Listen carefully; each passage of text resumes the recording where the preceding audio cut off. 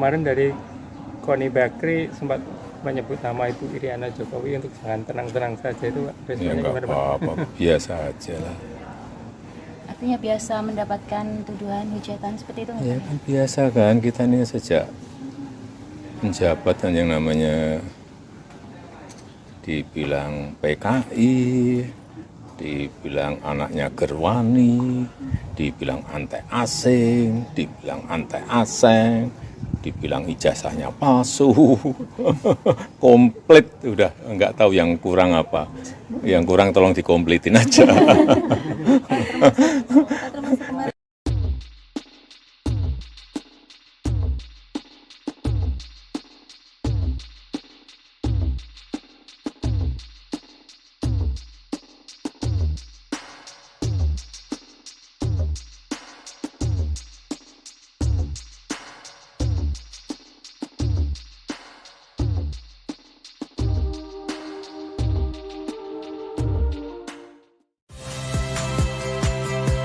Saya Priska Clarissa. Saksikan program-program Kompas TV melalui siaran digital, pay TV, dan media streaming lainnya. Kompas TV, independen,